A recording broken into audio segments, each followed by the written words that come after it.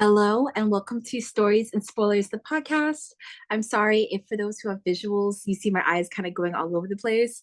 I am reading notes off my phone about this Secret Stories episode. In this episode, which I have not done in a very long time, me and my co-host Midnight the cat will be discussing a thriller. But here's the catch. We will be doing a non-spoiler section in the first 5 to 10 minutes. And then we will be doing a little bit of a spoiler talk, not too deep, just because I am going to be interviewing the author of this book very soon. I will be telling you the title of this book midway through the episode for folks who want to add it to their TBR, who maybe want to read it themselves or are currently reading it. Then you can come back and listen to this little spoiler section at the end. I'll be breaking down the book tropes, my favorite quotes, some really cool elements I enjoyed in the story, and I really hope you enjoy it. The whole goal of Secret Stories is a little segment of Stories and Spoilers, the podcast. I want you to feel like you can kind of go into a book similar to a blind date, but in a little bit of a twist, you get to hear my thoughts. It's a unique way of reviewing a book and giving you kind of a taste tester, if you will. I'm excited to have the author on the podcast very soon this summer because her writing is so beautiful. And I really enjoyed the way that she wrote a psychological thriller. And I want to hear more about her inspiration. I apologize in advance if you hear a dog barking in the background. I have a family dog and he is very talkative. Okay, let's hop right into it. So, first things first, what are some elements of this secret story of this book? Well, it is dual POV. It is a thriller that has moments that make you think it's a romance, but it takes a very dark twist. It has elements of obsession. There's lots of moments where you're kind of like, girl, run the other way. And the main character is like, you know what? I think I'm going to follow him in this area. And then her best friend is like the voice of reason. Also, I really enjoyed this book had representation for folks who have like organ transplants. The main character in this book experienced a horrible heartbreak in a very public setting. And long story short, she thought she was experiencing heartbreak, but it turned out that she had a like a heart issue, like a cardio, her heart was having problems. She ended up getting a another heart, but it turns out the heart that she received from the person who was deceased actually died from like mysterious ways. And then her husband is like the person who passed away. Her husband was a really famous like author. People low-key think he killed her. And long story short, the main character ends up messaging the husband of the person who donated her heart. And it turns out he is the this is not a spoiler, it's part of the blurb, but it turns out that the person she's been messaging back and forth with, like thanking them for like, oh, thank you so much for, you know, your loved ones like organ keeping me alive, is actually the husband of the woman who passed away. So she's developing feelings for this guy. Meanwhile, it's all online and you're kind of giving like he has shady moments. And as the reader, you're like, what is going on? And you're also in the background, like, was the wife murdered? Was it really a slip and fall? Like, what happened? So that's a little bit of a taste tester of the book without full spoilers and some of the book tropes as well. I'm going to read the official blurb on Goodreads just so I can actually give like a better, I guess, like bite-sized summary because I feel like mine was a little bit all over the place. But it was really good. Like I also would recommend this book as an audiobook for my audiobook girlies out there, just because it was really well paced. Like while listening to the audiobook, there was a male voice actor and a female voice actor. So the husband's voice, you got to hear him like reading out his emails, reading out what he was doing, and then you got to hear our main character's perspective. So when she would go to work, what she was doing, it felt very like podcast-esque a little bit. It felt like you could easily follow along. So yeah, that was super cool. I also wanted to bring up something really interesting about this book is that it does follow heartbreak, but it also kind of touches a little bit on female friendships and elements of like what is too far, what is a caring act, and what is like a controlling act in friendship, which I've never read about that before. And that was really interesting. All right, so let me read the book description. Rosie wants nothing more than to find the one. A year after she was dumped in her wedding dress, she's working at her parents' bridal salon, anxious for a happy ending that can't come soon enough. After receiving a life-saving heart transplant, Rosie knows her health is precious. She suspects that her heart donor is Daphne Thorne, the wife of a local celebrity, author Morgan Thorne, who she begins messaging via an anonymous service called Donor Connect to learn more about Daphne. But Rosie has a secret. She's convinced now that she has his wife's heart. She and Morgan are meant to be together. Ooh, spooky, spooky. As she and Morgan correspond, the pretense of avoiding personal details soon disappears, even if Rosie's keeping some cards close to her chest. But as she digs deeper into Morgan's previous marriage, she discovers disturbing rumors about the man she's falling for. Could Morgan have something to do with his late wife's death? And can Rosie's heart sustain another break? Or is she next? This book was 309 pages. I kind of flew through the audiobook within two to 3 days. It was just super, super well written. I'm going to share some of my favorite quotes from this book. So grab a cozy drink and just settle in. Okay, so some quotes that I loved from this book. Some say there is a residue in the heart. Whatever remains in her lives on in you. That may sound odd or creepy. The kind of love that people promise, it alters. This dark space you were in before the surgery. Want to tell me about it? Ooh, creepy. But then if you read it a certain way, it could come off like compassionate. This book will make you feel lots of things. But when she told me what happened to her, what I'm really drawn to is someone who has seen darkness, breathed it in, and survived. As she finished the story, here's a woman who could endure anything. You have his wife's heart. You can't have her life too. You tend to take a step too far. My love just boils over. I keep part of her alive as she keeps part of me alive. Words are how we heal our wounds. Safe feels like a tight collar. Anyway, red has always been my favorite color. They use love as a weapon. You would like to have control. Oh, always. Maybe that's the key to love, never giving up the chase. The beginning was so blindingly beautiful, I could not see the end. Everything beautiful, even love, ends in bloodshed. How sick. Ooh, and how sweet. Drinking in her trauma and not once grimacing at the taste. For some of us, bad love is better than no love at all. There's the truth, what really happened, and the truth, capital T, what emotionally happened. So most poetry exists in that capital T. She knows my flaws and chooses me as a friend anyway. Those are my favorite quotes from this secret story. So I gave you the quotes that I loved, the book elements, and the non-spoiler summary. I will also have a celebrity cast posted on social media the day that this comes out so that you can actually see like what I was picturing for these characters. Rosie's character is supposed to be have pink hair. She's supposed to be trying to heal her broken heart, a little bit talkative, kind of warm. So I imagined her as Caroline from the Vampire Diaries, the actress who played her. So that is Candace King. That's who I kind of imagined playing Rosie. For the husband, Morgan, I imagined this guy named Mikael Husman. He was in Age of Adeline. He just has that like broody kind of hot from afar, but if you get closer, I think he could play unhinged really well. Like, is he passionate or is he unhinged? That is kind of the vibe of the husband in this book. The best friend, who is a major part of this story, her name is Nina.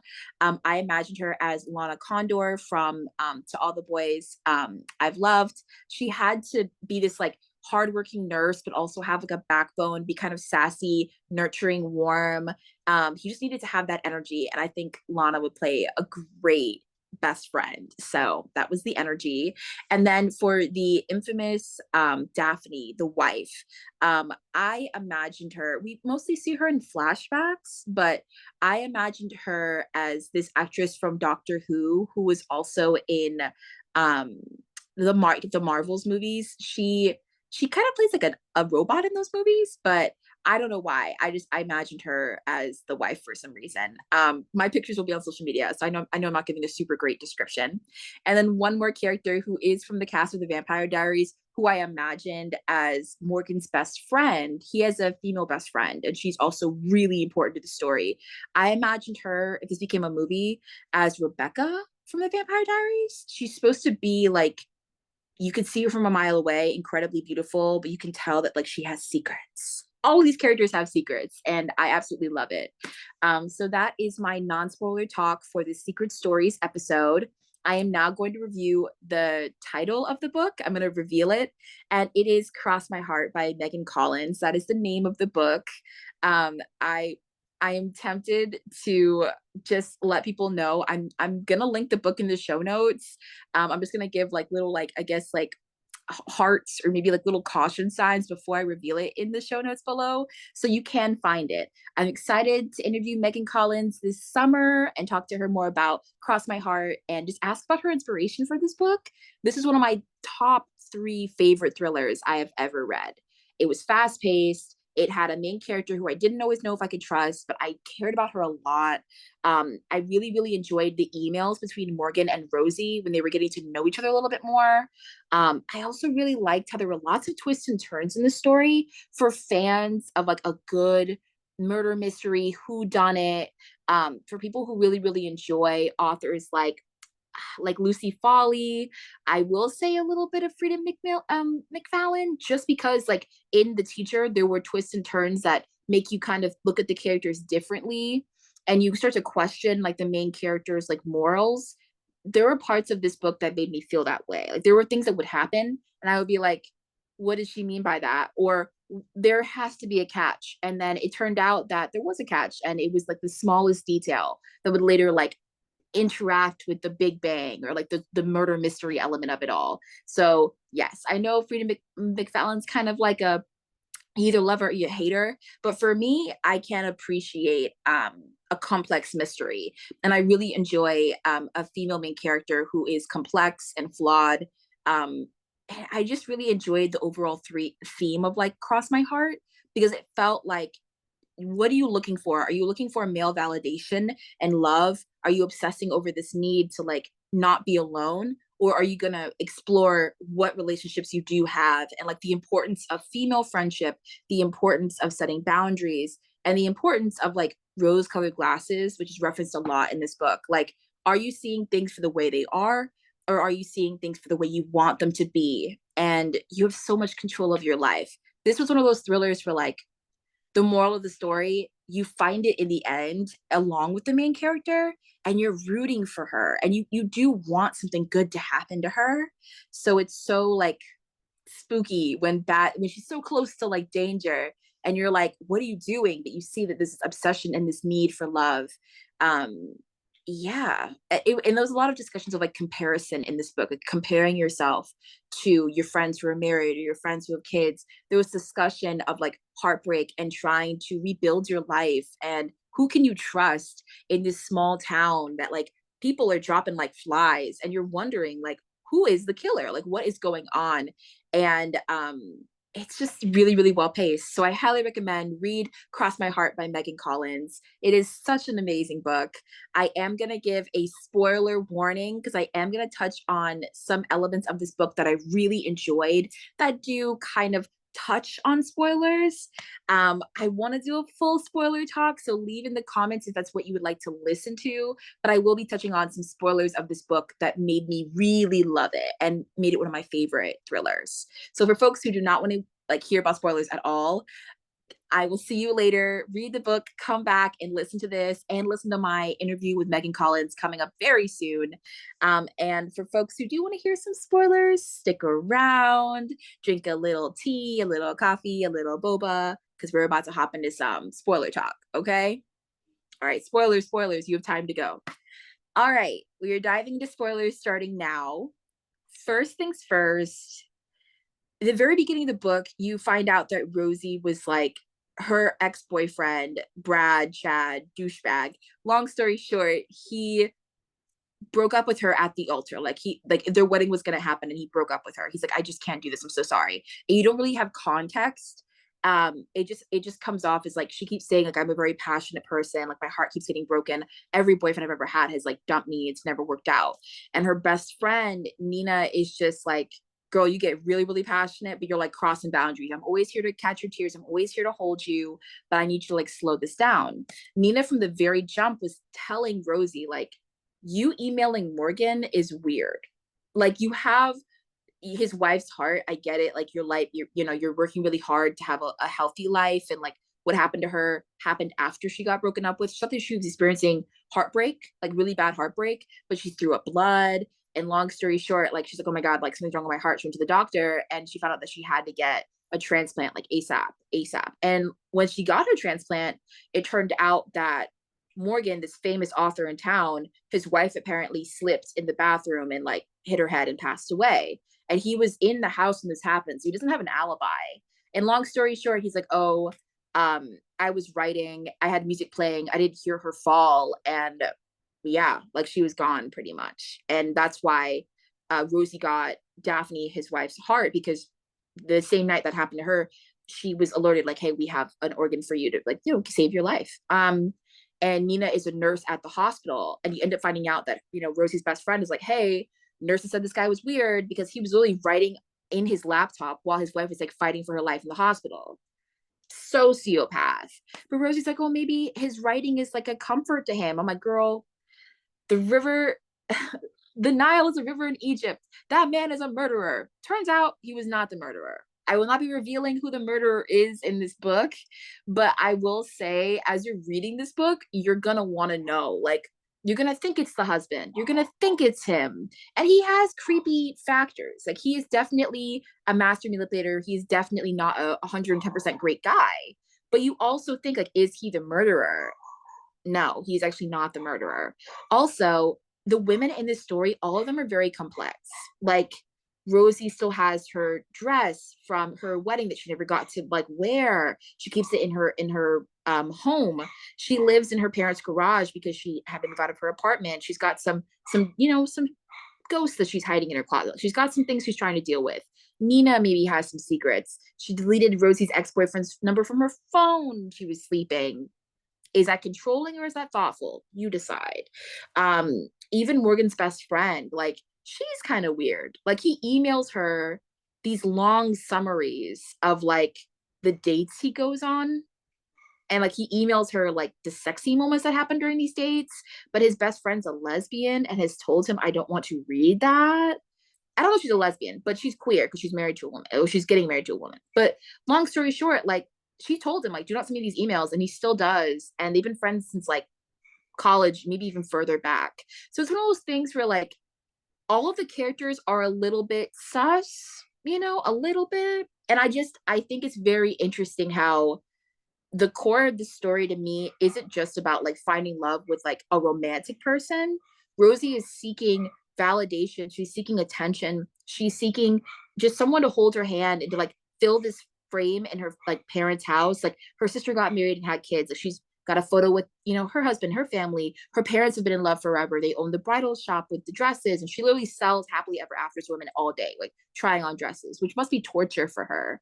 So for her, she's like, I just want love. And that obsessive need and that craving for it, you get to see from other people's perspectives how she looks kind of strange, but from someone who has like, is a hopeless romantic and has had to understand like the importance of boundaries. If you've never had someone straight up tell you like, this is weird, stop, you're like I said, you're in denial. Like, she's deep in denial. And I really enjoyed how by the end of the story something massive happens and it allows her to really see that she does not want her life to go in a certain direction. So she changes course, which I really liked. That's a good. Does the story have a happy ending? Some would say yes. Some would say it's kind of foreboding. I hope you enjoyed this episode. I wanted to go deeper into spoilers, but I had some mixed signals in my comments section on my last post on social media when I asked if you guys wanted a spoiler talk about this book. A lot of people were 50-50. So I hope that you kind of like this light spoiler section, and let me know in the comments below if you want a full spoiler talk, which I would not mind doing. Please follow me on social media at Instagram at stories and spoilers podcast on Instagram. That's usually where I am. You can also find me on YouTube, Spotify. Please give me a good review on Spotify for this. It really, really matters. Subscribe on YouTube, like this video if you can, and show the author some love too. Megan Collins is very, very sweet, and I cannot wait to interview her to ask all about this book and like what did she mean with all those beautiful quotes and all the like spooky moments, you know? So thank you for listening, and I hope that you listen to the next episode very, very soon.